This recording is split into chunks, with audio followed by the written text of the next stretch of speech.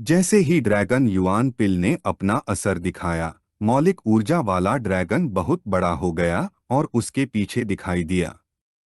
उसकी आंखें चमकने लगीं, जिससे उसे संकेत मिला कि वह हमला करने के लिए तैयार है। उसने आक्रामक रुख अपनाया, जमीन पर जोर से रौंदा, उसे टुकड़ों में तोड़ दिया। फिर उसने अपनी तलवार को कसकर पकड़ लिया और जियान को घूरते हुए इस बार उसे खत्म करने का दृढ़ निश्चय किया। उसकी ऊर्जा इतनी प्रबल थी कि उसके आसपास की चट्टानें तैरने लगीं। जियांग ड्रैगन को देखने लगा और घबरा गया। उसे नहीं पता था कि वह हमले का सामना कर पाएगा या नहीं। नीले बालों वाला आदमी अपनी तलवार निकालने लगा और हमला करने के लिए तैयार हो गया। इस बार उसने 9 कोंगिंग शैलियों में से तकनीक नंबर 2 का उपयोग करने का फैसला किया। उस पल उसने अवरोही ड्रैगन कट नामक क्षमता का उपयोग किया और जियांग पर एक शक्तिशाली हमला किया। ऐसा करते हुए उसके शरीर से एक शक्तिशाली ऊर्जा निकलने लगी और पलक झपकते ही मौलिक ऊर्जा ड्रैगन उसकी ओर तेजी से बढ़ने लगा। उसने अपना मुंह खोला और उसे खत्म करने के लिए तैयार हो गया। उस समय लड़की उसके सामने खड़ी थी। उसने अपने हाथों को हमले की ओर बढ़ाया और दृढ़ निश्चय के साथ एक बार फिर से पृथ्वी अनंत ढाल का इस्तेमाल किया। जियांग ने अपनी कोहनी उसके चेहरे के सामने रखी, अपना सिर उसकी ओर घुमाया और यह देखकर कि घायल होने के बावजूद वह एक और हमले को रोकने के लिए तैयार थी, वह कुछ हद तक आश्चर्यचकित हुए बिना नहीं रह सका। एक पल में उनके चारों ओर एक हरे रंग की ढाल दिखाई दी। यह देखकर आध्यात्मिक ड्रैगन ने ढाल पर हमला करना शुरू कर दिया, जमीन का एक हिस्सा तोड़ दिया और इस प्रक्रिया में धुएं का पर्दा बना दिया। जब उसने अपने हाथों को ढाल की ओर बढ़ाया और हमले को रोक रही थी, तो उसने अपनी आंखें बंद कर लीं, अपने दांतों को कसकर भींच लिया और जियांग को समझाया कि क्योंकि उस आदमी ने झाओयाओ परिवार की गुप्त ड्रैगन युआन गोली ले ली थी, अब ड्रैगन की ताकत कई गुना बढ़ गई थी। अब उसकी ढाल बिल्कुल भी हमले का सामना नहीं कर पाएगी, जिसका मतलब था कि वे बर्बाद हो चुके थे। कुछ ही सेकंड में धीरे धीरे ढाल टूटने लगी। यह देखकर उसने अपनी आखिरी ताकत का इस्तेमाल करके जितना संभव हो सके उसे थामे रखने का फैसला किया। जियांग ने अपनी उंगली से अपना लबादा पकड़ा, आध्यात्मिक ड्रैगन को देखने लगा और आश्चर्यचकित होने से खुद को नहीं रोक सका और सोचा कि नीले बालों वाला आदमी वास्तव में बहुत शक्तिशाली था, क्योंकि ड्रैगन का हर वार एक घातक चाल थी। पिछला हमला पहले से ही आश्चर्यजनक था, इसलिए उसने उससे ऐसी शक्ति की उम्मीद नहीं की थी। नीले बालों वाला आदमी कूद गया, उनके पास गया और जियांग को घूरने लगा। जब उसने देखा कि ढाल टूटने लगी है, तो वह मुस्कुराए बिना नहीं रह सका। उसने कई बार उतरते हुए ड्रैगन के वार का इस्तेमाल किया, ढाल की ओर शक्तिशाली वार किए। जियांग ने उसकी निगाह वापस की और अपना हाथ आसमान की ओर बढ़ाया, जिससे कीड़ों के झुंड का निशान सक्रिय हो गया। यह देखते हुए कि वह एक निर्दयी और शक्तिशाली व्यक्ति था, उसने कोई दया नहीं दिखाने का फैसला किया। कई सेकंड बाद जब लड़की की ढाल टूट गई, तो जियांग के हाथ से कई हजार कीड़े निकलने लगे और आसमान में दिखाई दिए। नीले बालों वाले आदमी ने ऊपर देखा और इतने सारे कीड़ों को देखकर वह चौंक गया। उसने अपने दांतों को कसकर भींच लिया और सोचने लगा कि क्या हो रहा है। जब जियांग के हाथ से हजारों कीड़े निकल रहे थे, तो वह नीले बालों वाले आदमी को घूरने लगा और उसे तैयार होने के लिए कहा। उसके पीछे फर्श पर बैठी लड़की ने अपने कंधे पर हाथ रखा जहां उसका घाव था। हैरान नजरों से जियांग को देखने लगी और सोचने लगी कि क्या वह वास्तव में सृजन वर्ग का है। जियांग के चारों ओर कई कीड़े दिखाई दिए और नीले बालों वाले आदमी को देखने लगे, हमला करने के लिए तैयार। जियांग उसके पास जाने लगा और कीड़ों को हमला करने का आदेश दिया। यह सुनकर उसने अपने दांतों को कसकर भींच लिया और घबरा गया। वह जानता था कि अगर इतने सारे कीड़े एक साथ उस पर हमला करेंगे तो उसके जीतने का कोई मौका नहीं होगा। जियांग का आदेश सुनते ही कीड़े उसकी ओर बढ़ने लगे और हमला करने के लिए तैयार हो गए। कीड़ों की संख्या देखकर उसने अपनी तलवार निकाली और रक्षात्मक रुख अपनाया। चेहरे पर गंभीरता के भाव के साथ वह जियांग को गौर से देखने लगा और उतरते हुए ड्रैगन कट का इस्तेमाल किया। ऐसा करने से उसकी तलवार से एक शक्तिशाली ऊर्जा निकली। वह हार मानने को तैयार नहीं था क्योंकि वे बस कुछ बदबूदार कीड़े थे। थोड़े प्रयास से उसने कीड़ों को टुकड़ों में काटना शुरू कर दिया, जबकि जियांग का शरीर लिटिल नाइन से जहरीली धुंध छोड़ रहा था। एक गहरी नजर के साथ उसने अपना हाथ उसकी ओर बढ़ाया और पूछा कि क्या वह वास्तव में इस पर विश्वास करता है। घायल कीड़ों के शरीर फिर से बनने लगे। यह देखकर कि कीड़े फिर से बन सकते हैं, वह हैरान रह गया और आश्चर्यचकित हो गया कि यह कैसे संभव है। कई सेकंड बाद वे उसकी ओर बढ़ने लगे और फिर से हमला करना शुरू कर दिया। उसने अपनी तलवार का इस्तेमाल करके हमले से खुद का बचाव करना शुरू कर दिया। इस प्रक्रिया में कई कीड़ों के शरीर को आधा काट दिया, जो जल्दी से फिर से पुनर्जीवित होने लगे। यह देखकर वह घबरा गया और घबरा गया। उसे यकीन नहीं हो रहा था कि वह सच में उन्हें नहीं मार सकता। जब कीड़े जियांग के शरीर से निकल रहे थे तो उसके चेहरे पर एक गंभीर भाव था। वह उसे गौर से देखने लगा और यह देखने का फैसला किया कि वह कितनी देर तक सह सकता है। उसके पीछे खड़ी लड़की ने अपना सिर उसकी ओर घुमाया और एक हैरान नजर से वह हैरान रह गई और आश्चर्य करने लगी कि वह कितना शक्तिशाली था। जियांग की नकल सुनकर वह क्रोधित हो गया, तलवार को जोर से घुमाया और एक बार फिर से ड्रैगन कट के कौशल का इस्तेमाल किया। अपने सामने मौजूद एक कीट के शरीर को आधा काट दिया। आध्यात्मिक ड्रैगन फिर से प्रकट हुआ, अपना मुंह खोला और कीड़ों को खाना शुरू कर दिया। उसने यह हमला इसलिए किया था क्योंकि ड्रैगन कीड़ों को फिर से पैदा होने की अनुमति दिए बिना उन्हें खाना जारी रख सकता था। जब वह अपनी रक्षा कर रहा था तो कीड़ों में से एक ने पीछे से उसके पास आकर उसके हाथ पर जोरदार काट लिया, जिससे उसे जहर मिल गया और इस प्रक्रिया में उसकी तलवार गिर गई। काटने का एहसास होने पर उसने अपना सिर दूसरी तरफ घुमाया और कीड़े को देखकर अपने दांतों को कसकर भींच लिया और सोचा कि यह बिल्कुल भी अच्छा नहीं है। अब जबकि उसका दाहिना हाथ जहर से भरा हुआ था, वह तलवार का इस्तेमाल नहीं कर सकता था। अब जबकि उसके पास कोई और विकल्प नहीं था, उसने अपने कपड़ों में हाथ डाला और एक लाल वस्तु निकाली। कीड़ों ने इस अवसर का फायदा उठाया और तेजी से उसके पास आने लगे, लेकिन उसने वस्तु को अपने कपड़ों से बाहर निकाला, उसे आकाश की ओर उठाया और जेड प्रोटेक्शन नामक तकनीक का इस्तेमाल किया। उसी क्षण उसके शरीर के चारों ओर एक शक्तिशाली लाल ऊर्जा दिखाई देने लगी। उसने जियांग का मजाक उड़ाते हुए पूछा, क्या उसे विश्वास है कि वह कुछ तुच्छ कीड़ों के साथ महान जाओ युनवू को मार सकता है? जियांग बस वहां चुपचाप खड़ा रहा और बिना कुछ कहे उसे देखता रहा। उसने अपना हाथ युनवू की ओर बढ़ाया, गंभीर नजर से उसे घूरने लगा और उससे पूछा कि यह किस तरह का खजाना है और इसमें इतनी शक्ति कैसे है। यह कहने के बाद उसने कीड़ों को उसे खाने का आदेश दिया। वस्तु ने युनवू के शरीर के चारों ओर एक ढाल बना दी थी। कीड़ों ने जियांग के आदेश का पालन किया और ढाल पर हमला करना शुरू कर दिया, लेकिन चाहे उन्होंने कितनी भी कोशिश की हो, यह व्यर्थ था। यह देखकर उसे जल्दी से एहसास हुआ कि हमले ने ढाल पर एक खरोंच भी नहीं बनाई थी।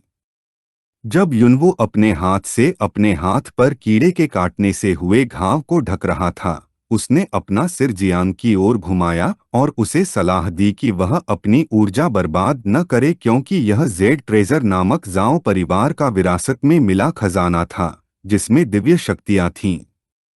जियांग ने इनकार कर दिया और कीड़ों को फिर से हमला करने का आदेश दिया। युनबु ने उसे घूरते हुए समझाया कि एक बार जेड ट्रेजर सक्रिय हो जाने पर ढाल सभी बाहरी हमलों को रोक सकती है। इस ढाल के साथ जियांग उसे अब और नुकसान नहीं पहुंचा पाएगा। जियांग बस चुप रहा। जब कीड़े ढाल पर हमला करना जारी रखते थे, युनबु उनके पास जाने लगा। यह देखकर कि वह कीड़ों को नियंत्रित करने में सक्षम था और उसे पैतृक खजाने का उपयोग करने के बिंदु तक ले आया, वह उसे अद्भुत होने के लिए प्रशंसा करने से खुद को रोक नहीं सका। उसने यह भी कहा कि भले ही जियांग अपनी आस्तीन के सभी कार्ड इस्तेमाल कर ले, वह उसे नुकसान नहीं पहुंचा पाएगा। आदमी को पास आते देख लड़की खड़ी हो गई और जियांग को उसके कपड़ों से पकड़ लिया। कुछ ही सेकंड में उसके मुंह से खून बहने लगा और वह जियांग के पास गया। एक मुस्कान के साथ उसने उसे आखिरी बार एक प्रस्ताव देने का फैसला किया। जब तक जियांग उसका अनुसरण करने और उसकी आज्ञा मानने के लिए तैयार था, वह उसे जाओ परिवार में शामिल होने और उसे जाओ उपनाम देने की अनुमति दे सकता था, जिसे हासिल करने का कई लोग सपना देखते हैं।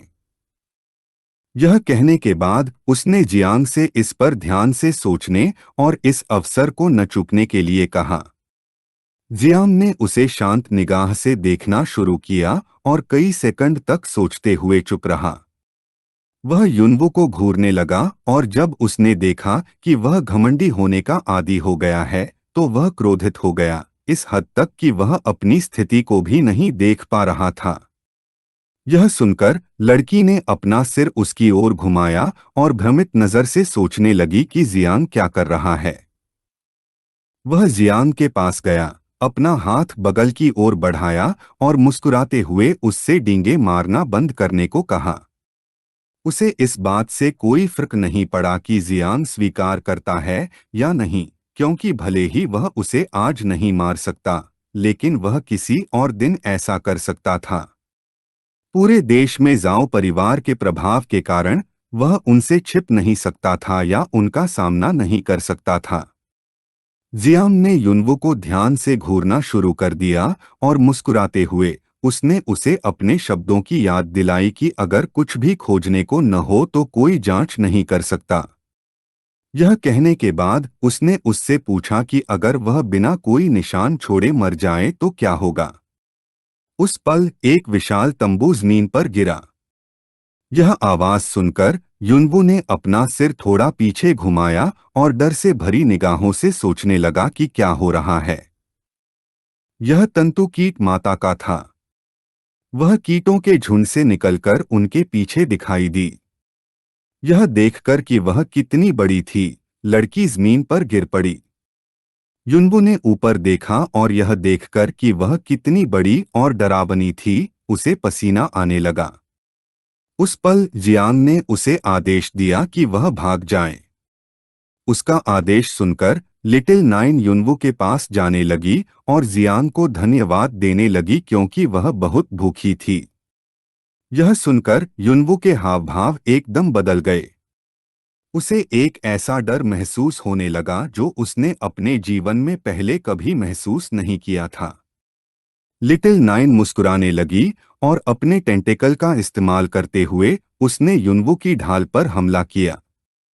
उसकी अपार शक्ति के कारण उसका शरीर उड़ गया और दीवार से टकराकर टुकड़े टुकड़े हो गया। वह दर्द में चीखने लगा। उसे विश्वास नहीं हो रहा था कि लिटिल नाइन जैसा राक्षस वास्तव में मौजूद है। उसने जियांग से पूछा कि वह किस तरह की राक्षसी है। शांत नजर से जियांग ने उसे समझाया कि लिटिल नाइन ने अभी अभी खुद को पुनः पेश किया है, इसलिए वह और जेड बिल्कुल वही थे जो उसे अपनी भूख मिटाने के लिए चाहिए थे। लिटिल नाइन ने अपने टेंटेकल का इस्तेमाल करके युनवु पर बार बार प्रहार करना शुरू कर दिया, जिससे इस प्रक्रिया में धुएं का एक बड़ा पर्दा बन गया। कुछ ही सेकंड में ढाल टुकड़ों में टूटने लगी। उसने अपना मुंह खोला और दर्द से चीखना शुरू कर दिया, यह सवाल करते हुए कि ढाल इतनी आसानी से कैसे टूट गई। उसके मुंह से खून बहने लगा और वह जमीन पर गिर पड़ा। उसे यकीन ही नहीं हो रहा था कि ऐसा हो रहा है। अब झाओयाओ परिवार और जेड का भाग्य खत्म होने वाला था। अब जब ढाल टूट चुकी थी, लिटिल नाइन ने उसे गौर से देखना शुरू कर दिया। वह अपनी टेंटेकल को उसके करीब लाने लगी और आखिरी वार करने का फैसला किया। ठंडे भाव के साथ जियांग चुपचाप यह सब देख रहा था। लिटिल नाइन ने युनवू पर हमला किया, इस प्रक्रिया में जमीन को टुकड़ों में नष्ट कर दिया।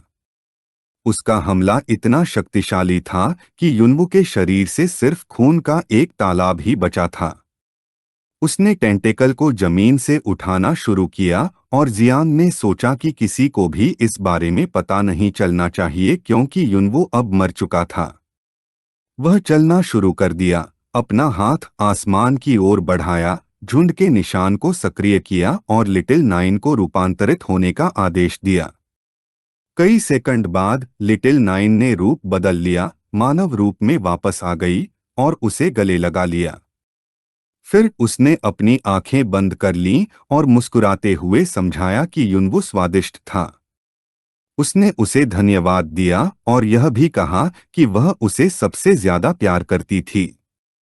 जो लड़की फर्श पर बैठी थी, उसने अपना सिर दूसरी तरफ घुमाया और लिटिल नाइन को देखकर वह कुछ हद तक भ्रमित और डरी हुई महसूस करने से खुद को नहीं रोक सकी। जियांग ने उसकी तरफ पीठ कर ली, दूर जाने लगा और झायू परिवार को देखने का फैसला किया। उस पल उसने अपना सिर उसकी तरफ घुमाया और उसका ख्याल रखने का फैसला किया। जो लड़की फर्श पर बैठी थी, वह घबरा गई और पसीने से लथपथ हो गई। उसे याद आया कि अब उसे उसका राज पता चल गया है और इस बारे में सोचते हुए वह सोच रही थी कि क्या वह उसे चुप कराने के लिए उसे मार देगा। इस वीडियो का अंत है। अगर आप लोग अगला भाग देखना चाहते हैं तो हमारे चैनल को सब्सक्राइब करें, वीडियो को शेयर करें और लाइक करें। उसने जियांग को कमीना कहा और उससे कहा कि उसे पता है कि उसने उससे झूठ बोला है। उसने अपने अधीनस्थों को लड़की को पकड़ने का आदेश दिया। गंभीर नजर से जियांग ने बस उसे देखना शुरू कर दिया और चुप रहा। नीले बालों वाले आदमी को देखकर लड़की के हाव भाव एकदम बदल गए। वह उसे देखने लगी और साथ ही घबरा गई और भयभीत हो गई। उसने जियांग को समझाया कि उसने लुओ परिवार की सारी चीजें पहले ही ले ली हैं। यह कहने के बाद उसने उस आदमी से पूछा कि वह उसे इतनी बुरी तरह से क्यों मारना चाहता है। वह लड़की को देखने लगा और शांति से पूछा कि क्या उसे वाकई कोई कारण चाहिए। यह सुनकर कि वह लुओ परिवार से संबंधित है, जियांग ने अपना सिर उसकी ओर घुमाया और गंभीर नजर से उसे गौर से देखने लगा। जियांग और लड़की परित्यक्त गोदाम की दूसरी मंजिल पर थे, जबकि नीले बालों वाला आदमी और उसके अधीनस्थ पहली मंजिल पर थे। उसने एक हाथ से अपनी मुट्ठी बंद की, दूसरे को बगल में फैलाया, उस आदमी को घूरना शुरू कर दिया और उससे कहा कि अगर उसने उसे मार दिया तो लुओ परिवार उसे कभी माफ नहीं करेगा। उसने यह भी कहा कि वे उसे कभी शांति से जीने नहीं देंगे। जियांग, जो उसके पीछे खड़ा था, ने बस अपनी बाहें नीचे कर लीं और उस आदमी को देखता रहा। यह सुनकर नीले बालों वाला आदमी खुद को हंसने से रोक नहीं सका। उसने उससे पूछा कि क्या वह सच में मानती है कि लुओ परिवार जैसा परिवार ऐसा करने में सक्षम है। उस पल उसके अधीनस्थों ने लड़की को देखना शुरू कर दिया और मुस्कुराए बिना नहीं रह सके। जबकि उसका एक हाथ उसकी कमर पर था, उसने अपना सिर नीचे किया, दूसरे हाथ को अपने चेहरे पर रखा और यह सोचकर हंसे बिना नहीं रह सका कि थोड़े पैसे वाला एक दूसरे दर्जे का परिवार वास्तव में खुद को गंभीरता से लेता है। उसने लड़की को बताया कि 100 साल पहले जाओ परिवार के पूर्वजों की सुरक्षा के बिना लो परिवार बहुत पहले ही खत्म हो गया होता। यह सुनकर उसके अधीनस्थों में से एक ने अपनी तलवार निकाली और बाकी सभी हंसने लगे। जियांग ताई ने अपनी बाहें क्रॉस की, जियांग को गौर से देखा और मुस्कुराए बिना नहीं रह सका। यह कहने के बाद उसने अपना हाथ अपने चेहरे से हटाया, अपना सिर उठाया और गंभीर नजर से उसने उसे बताया कि जाओ परिवार की नजर में वे साधारण किसानों से अलग नहीं थे।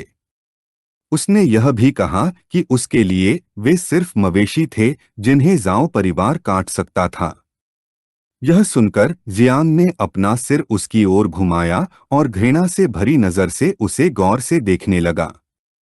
वह क्रोधित होने से खुद को नहीं रोक सका। उसे विश्वास नहीं हो रहा था कि कोई व्यक्ति इतना घमंडी हो सकता है। उस आदमी ने अपना हाथ आगे बढ़ाया और उसकी हथेली से एक शक्तिशाली लाल ऊर्जा निकलने लगी जो आसमान की ओर उठने लगी। फिर उसने लड़की की ओर देखा और मुस्कुराते हुए उससे पूछा कि अगर कुछ नहीं मिला तो जाओ परिवार क्या जांच कर सकता है। कई सेकंड बाद उसने जो ऊर्जा छोड़ी थी, उसने परित्यक्त गोदाम के चारों ओर एक शक्तिशाली अवरोध बनाना शुरू कर दिया। इस क्षमता को जाओ परिवार का ड्रैगन जेल गठन कहा जाता था।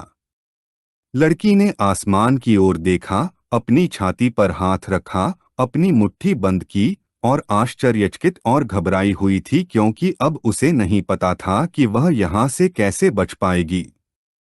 जियांग ने अपना सिर उठाया और अवरोध को देखकर वह आश्चर्यचकित हुए बिना नहीं रह सका। उसके लिए नीले बालों वाला आदमी बहुत दिलचस्प था। जब जियांग और लड़की परित्यक्त गोदाम की दूसरी मंजिल पर खड़े थे, जियांग ताई ने अपनी तलवार निकाली, लड़की को घूरना शुरू किया और हमला करने के लिए तैयार हो गया। उसने दूसरों से युवा गुरु की बात ध्यान से सुनने और किसी को भी जीवित न छोड़ने के लिए कहा। दूसरों ने समझदारी से जवाब दिया। नीले बालों वाला आदमी जो जियांग ताई के बगल में खड़ा था, बस चुप रहा। कई सेकंड बाद जियांग ताई ने हमला करने की तैयारी की, लेकिन उस समय नीले बालों वाला आदमी उसके सामने खड़ा था और उसे रुकने का इशारा करने के लिए अपना हाथ ऊपर उठाया। फिर उसने जियांग को घूरना शुरू कर दिया और एक मुस्कान के साथ उसे बताया कि लियू परिवार की लड़की को आज मरना होगा। वह जियांग में दिलचस्पी रखता था क्योंकि वह पूरी तरह से जानता था कि उसके पास दिव्य रैंक क्रिएशन क्लास है। यह कहने के बाद जब वह अभी भी जियांग को देख रहा था, उसने जियांग ताई को समझाया कि आध्यात्मिक गुरु नामक क्रिएशन क्लास एक बहुत ही दुर्लभ पेशा है। वह अन्य लोगों की तरह नहीं था जो नहीं जानते थे कि यह क्या है। फिर उसने अपना हाथ बगल में बढ़ाया और एक मुस्कान के साथ जियांग को आज आसमान के नीचे सब कुछ प्राप्त करने का अवसर देने का फैसला किया। उसने अपना हाथ जियांग की ओर बढ़ाया और उसे लड़की को पकड़ने का आदेश दिया, बदले में उसकी जान बख्शने के लिए ताकि वह जाओ परिवार की सेवा कर सके। यह कहने के बाद उसने जियांग से पूछा कि वह क्या सोचता है। यह सुनकर जिस लड़की ने अपने हाथ कमर पर रखे थे वह चौंक गई। दूसरी ओर जियांग ने अपनी बाहें बगल में रख लीं और कई सेकंड तक चुप रहा। जियांग नीचे जमीन की ओर देखने लगा और मुस्कुराने और उसकी प्रशंसा करने से खुद को नहीं रोक सका क्योंकि जाओ परिवार के कमीने वास्तव में उसे बनाने में माहिर थे। लड़की ने अपना सिर उसकी ओर घुमाया और ऊपर की ओर देखा। यह देखकर वह घबरा गई। सोचने लगी कि क्या जियांग वास्तव में उसका प्रस्ताव स्वीकार करने जा रहा है। जानलेवा नजर से जियांग ने नीले बालों वाले आदमी को घूरा और उसके प्रस्ताव को अस्वीकार कर दिया, उसे यह कहकर मजाक उड़ाया कि जाओ परिवार नरक में जा सकता है। यह कहने के बाद उसने अपनी मुट्ठियां कस लीं और जब उसका शरीर लिटिल नाइन की जहरीली धुंध छोड़ रहा था तो उसने गंभीर नजर से उससे कहा कि उसने मना कर दिया है। उसने उससे यह भी पूछा कि अगर वह लड़ाई की तलाश में है तो क्या वह उसके लिए आ सकता है। लड़की ने अपना शरीर जियांग की ओर घुमाया, अपने हाथों को अपनी छाती के पास लाया और यह देखकर कि उसका शरीर जहरीली धुंध से घिरा हुआ था, वह कुछ कदम पीछे हटने और भयभीत होने से खुद को रोक नहीं पाई। वह सोचने लगी कि क्या हो रहा है। यह सुनकर कि जियांग ने उसके प्रस्ताव को अस्वीकार कर दिया है, नीले बालों वाला आदमी खुश होने से खुद को रोक नहीं सका क्योंकि यह उसके लिए अपमान था। उसने अपने अधीनस्थों को उसे खत्म करने का आदेश दिया। आदेश सुनते ही उन्होंने अपनी तलवारें निकाली, गति पकड़ी, एक बड़ी छलांग लगाई और जियांग की ओर तेजी से आगे बढ़ना शुरू कर दिया। हवा में रहते हुए झेंग ताई ने उसे देखना शुरू कर दिया और दूसरों से सावधान रहने को कहा क्योंकि जियांग को पकड़ना आसान नहीं था। धीरे धीरे वे करीब आ रहे थे। जियांग बिना कोई हरकत किए चुपचाप उन्हें देखता रहा। कई सेकंड बाद वे दूसरी मंजिल पर पहुंचे और झेंग ताई ने देखा कि जियांग का शरीर जहरीले धुंध से घिरा हुआ था। उसने दूसरों को बताया कि वह जहर का इस्तेमाल कर सकता है और उन्हें सीधे हमला न करने की सलाह दी। यह देखकर कि वे हमला करने के लिए तैयार थे, लड़की जियांग के पीछे छिप गई।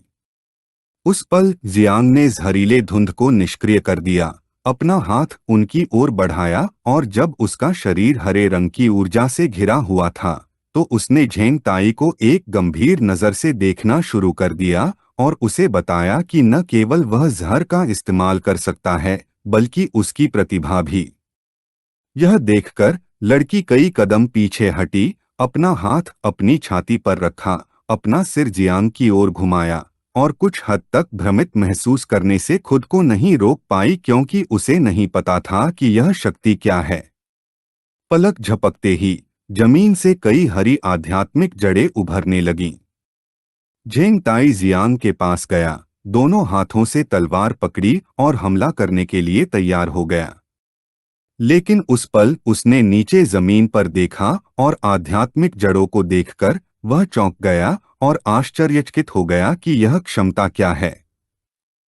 आध्यात्मिक जड़ें बहुत बड़ी हो गईं और एक पल में वे जियांग ताई और अन्य लोगों के शरीर के चारों ओर उलझ गईं, जिससे वे स्थिर हो गए। वे घबरा गए क्योंकि उन्हें नहीं पता था कि क्या हो रहा है। जियांग, जिसने अपना हाथ उनकी ओर बढ़ाया था, ने खुलासा किया कि उसकी क्षमता सभी चीजों का विकास है। धीरे धीरे आध्यात्मिक जड़ें जियांग ताई के शरीर को कसने लगीं। उसने जल्दी से जड़ों को अपने हाथों से पकड़ लिया और जियांग को देखने लगा। मदद करने में असमर्थ था लेकिन आश्चर्यचकित था कि क्या हो रहा है। जड़ें कितनी मजबूत थीं, यह देखकर उसे एहसास हुआ कि उसका वर्ग दिव्य श्रेणी का था। वह इसलिए भी उलझन में था क्योंकि उसे याद था कि जियांग जहर का भी इस्तेमाल कर सकता है। उसने चुपचाप खड़े रहने का फैसला नहीं किया, अपनी तलवार निकाली, उसे दोनों हाथों से पकड़ा और अपनी पूरी ताकत से अपने शरीर के चारों ओर की जड़ों को टुकड़ों में काट दिया। यह देखकर बाकी लोगों ने भी उसके जैसा ही करना शुरू कर दिया। उसने उन्हें जड़ों पर हमला करने की सलाह दी क्योंकि वे बहुत नाजुक थीं। आध्यात्मिक जड़ें नीले बालों वाले आदमी के पास जमीन पर गिरने लगीं, जिसने उन्हें अपने हाथों से दूर धकेलना शुरू कर दिया। उसे यह समझने में देर नहीं लगी कि क्या हो रहा है। हैरान नजरों से उसने चिल्लाकर जियांग ताई को बेवकूफ कहा और समझाया कि यह सिर्फ ध्यान भटकाने की कोशिश थी। उसने यह भी कहा कि जियांग हमला करने के लिए तैयार था। जियांग ने जियांग ताई और बाकी लोगों के ध्यान भटकने का फायदा उठाते हुए कीड़ों को छोड़ दिया, जो उन्हें गहरी नजर से देखने लगे। जब उसका शरीर जहरीली धुंध से घिरा हुआ था तो उसने अपना हाथ बगल की ओर बढ़ाया, उसे गौर से देखा और समझाया कि बहुत देर हो चुकी है। लड़की फर्श पर बैठ गई, उस पर अपना हाथ टिकाया, अपना सिर उठाया और कीड़ों को देखकर हैरान रह गई। जब जियांग ताई के अधीनस्थ जड़ें काटने में व्यस्त थे तो कीड़े उनके पास आने लगे। उसने अपना सिर एक तरफ घुमाया और कीड़ों को देखकर उसके चेहरे पर एकदम से भाव बदल गए। वह पसीने से तरबतर हो गया और हैरान रह गया, सोचने लगा कि ये क्या चीजें हैं। कीड़े तेज गति से चलने लगे और उन पर हमला करने लगे। जियांग ताई ने अपनी तलवार से हमले को रोका, लेकिन दुर्भाग्य से कीड़े इतने शक्तिशाली थे कि कुछ ही सेकंड में उन्होंने उसकी तलवार को नष्ट कर दिया। यह देखकर वह सदमे में आ गया। उसे विश्वास ही नहीं हुआ कि जियांग ने वास्तव में उसके हथियार को नष्ट कर दिया है। करीब से देखने पर उसे एहसास हुआ कि यह जहरीली धुंध नहीं थी, बल्कि राक्षसों को बुलाया गया था। उस समय एक कीड़ा पीछे से उसके पास आने लगा और हमला करने के लिए तैयार हो गया। उसने अपना सिर उठाया और यह देखकर वह हैरान रह गया। वह चिल्लाने लगा और दूसरों को बताया कि यह जहरीला धुंध वास्तव में है। राक्षसों से बचकर भागना। वह इस निष्कर्ष पर पहुंचा कि वह हमले से बच नहीं सकता। जियांग, जिसने अपना हाथ उसकी ओर बढ़ाया हुआ था और कीट को नियंत्रित कर रहा था, उसे जानलेवा निगाहों से देखने लगा और वह मुस्कुराए बिना नहीं रह सका क्योंकि उसने आखिरकार उसे पकड़ लिया था। कीट जियांग ताई पर हमला कर पाता, उससे ठीक पहले कोई उसके पास आया और उसके कंधे पर अपना पैर रखकर उसे कचरा कहा और उसे चले जाने को कहा। उसने अपना सिर दूसरी ओर घुमाया और यह देखकर वह कुछ भ्रमित हो गया। यह देखकर जियांग भी कुछ भ्रमित और आश्चर्यचकित हो गया। यह व्यक्ति कोई और नहीं बल्कि नीले बालों वाला आदमी था। उसने अपनी तलवार निकाली, उसे एक हाथ से पकड़ा, गति प्राप्त की, एक बड़ी छलांग लगाई और जैसे ही वह धीरे धीरे जियांग की ओर बढ़ा, उसने कांग निंग के 9 रूपों में से पहला रूप इस्तेमाल किया। ऐसा करने से उसके शरीर से नारंगी आभा निकलने लगी, जबकि जियांग का शरीर छोटे नियान की जहरीली धुंध से घिरा हुआ था। वह बस चुप रहा। उसके बगल में जमीन पर बैठी लड़की ने अपना हाथ अपने मुंह के सामने रखा और घबरा गई। जियांग ने अपना सिर उसकी ओर उठाया और यह देखकर कि वह जहरीली धुंध से भी तेज था, वह पसीने में अपने दांत भींचने से खुद को रोक नहीं सका।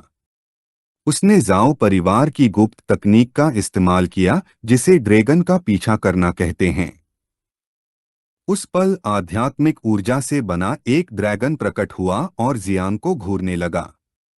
उसने अपने दांत भींचे और उस पर हमला कर दिया। उसका हमला इतना शक्तिशाली था कि उसने जियांग के उस हिस्से को टुकड़ों में तोड़ दिया और इस प्रक्रिया में एक धुएं का पर्दा बना दिया।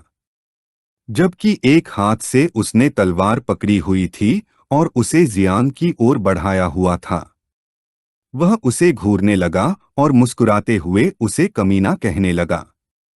वह जानता था कि उससे निपटना मुश्किल होने वाला है, लेकिन सौभाग्य से उसका स्तर बहुत अधिक नहीं था और उसकी गति भी उतनी तेज नहीं थी। उसने सोचा कि इस ब्लेड का अकेले इस्तेमाल करके वह उसे हरा पाएगा, लेकिन उसे आश्चर्य हुआ। कुछ सेकंड बाद जब धुआं साफ हुआ तो उसके चेहरे पर अचानक से बदलाव आया। वह सदमे में था क्योंकि उसे यकीन नहीं हो रहा था कि उसकी आंखें क्या देख रही हैं। सौभाग्य से जियांग अभी भी जीवित था क्योंकि लड़की ने अपनी छिपी हुई प्रोफेशन क्षमता अर्थ इटर्नल शील्ड का इस्तेमाल किया और उनके चारों ओर एक ढाल बनाई। जब उसने अपने हाथ ढाल की ओर बढ़ाए तो वह टूटने लगी। उसने अपनी आंखें बंद कर लीं और जब उसके मुंह से खून निकल रहा था, उसने जियांग को समझाया कि उसे बहुत दर्द हो रहा है। जियांग, जो उसके पीछे खड़ा था, उसे हैरान और अवाक भाव से देखने लगा। उसे एहसास हुआ कि वह वास्तव में रक्षात्मक किस्म की थी। नीले बालों वाला आदमी उसे भूल गया था, लेकिन अब यह देखकर कि उसने ढाल का इस्तेमाल करके उसके हमले को रोक दिया था, वह क्रोधित होने से खुद को नहीं रोक सका। उसने उसे आक्रामक रूप से देखना शुरू कर दिया, अपने दांतों को कसकर भींच लिया और फिर से हमला करने के लिए तैयार हो गया। जियांग ने उसे देखना शुरू किया और सोचा कि यह हमला करने का एक अच्छा मौका है। उसने अपना हाथ एक तरफ बढ़ाया, जिससे जहरीली धुंध निकल गई। कुछ सेकंड बाद वह जमीन पर गिर गया। उस समय पीछे से कई कीड़े तेजी से उसके पास आने लगे। उसके अधीनस्थों में से एक, जो जमीन पर लेटा हुआ था, उसकी ओर बढ़ा और उसे सावधान रहने के लिए कहने लगा। एक हाथ से तलवार पकड़े हुए उसने अपना सिर पीछे की ओर घुमाया और कीड़ों को तेजी से आते देख वह सतर्क हो गया। उस समय उसने अपने अधीनस्थों में से एक को हुर से पकड़ लिया। यह देखकर अधीनस्थ कुछ हद तक भ्रमित हो गया, क्योंकि उसे नहीं पता था कि क्या हो रहा है। जबकि एक हाथ से वह तलवार पकड़े हुए था, दूसरे हाथ से उसने अपने अधीनस्थ को हुर से पकड़ लिया और उसे ढाल के रूप में इस्तेमाल करने के लिए अपने सामने रख दिया। चूंकि कीड़े बहुत होशियार नहीं थे, इसलिए उन्होंने उसके बजाय उसके अधीनस्थ पर हमला किया। कीटों का हमला इतना शक्तिशाली था कि उनके शरीर पीछे की ओर गिर गए। उसका अधीनस्थ गंभीर रूप से घायल हो गया। जबकि उसका शरीर उसके बगल में पड़ा था, उसने एक घुटना जमीन पर रखा, तलवार को जमीन पर टिकाया, अपने हाथ को दूसरे घुटने पर टिकाया और जमीन की ओर देखते हुए खांसने लगा। जियांग दूसरी मंजिल से नीचे आया, उसके पास जाने लगा और यह सोचने से खुद को रोक नहीं पाया कि वह एक बुरा कमीना था जो अपने ही आदमी का इस्तेमाल करके हमले को रोक रहा था। कीड़े के हमले ने उस आदमी की छाती को छेद दिया जो जमीन पर पड़ा था। भले ही वह बुरी तरह घायल था और उसके मुंह से खून बह रहा था, फिर भी वह जिंदा था। उसने खांसना शुरू कर दिया और अपने मालिक का ध्यान अपनी ओर खींचा। वह खड़ा हुआ, जियांग के पास जाने लगा, अपने अधीनस्थ की ओर अपना सिर थोड़ा घुमाया और उसके लिए हमले को सहने के लिए उसे धन्यवाद दिया। उसने सोचा कि उसने उसे व्यर्थ में नहीं पढ़ाया, और यह देखकर कि वह अभी भी जीवित है, वह उसकी प्रशंसा करने से खुद को रोक नहीं पाया और सोचा कि वह वास्तव में मजबूत था।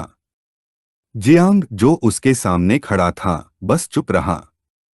उसने अपने हाथ से अपनी जेब से ड्रैगन यूएन की गोली निकाली, अपना मुंह खोला और उसे खा लिया। उसे विश्वास नहीं हो रहा था कि उसे ड्रैगन यूएन की गोली का इस्तेमाल करने के लिए मजबूर किया जा रहा था। कुछ ही सेकंड में उसके अधीनस्थ ने अपनी सारी ताकत खो दी। उसने तलवार को जमीन पर घसीटते हुए जियांग के पास जाना शुरू किया, जिससे छोटे छोटे पत्थर धीरे धीरे तैरने लगे। यह देखकर जियांग ने आक्रामक रुख अपनाया, जबकि दूसरी तरफ उसके बगल में बैठी लड़की अपने हाथ से अपने हाथ पर लगे घाव को ढक रही थी। उसने तलवार को कसकर पकड़ लिया, उसे जियांग की ओर इशारा करते हुए, और एक जानलेवा नजर से उसने चेतावनी दी कि उसका अगला हमला उसके सिर को टुकड़ों में काट देगा। जियांग बस शांत रहा, चुपचाप उस आदमी को देखता रहा, किसी भी हमले का सामना करने के लिए तैयार। इस वीडियो का अंत है। अगर आप लोग अगला भाग देखना चाहते हैं तो हमारे चैनल को सब्सक्राइब करें, वीडियो को शेयर करें और लाइक करें।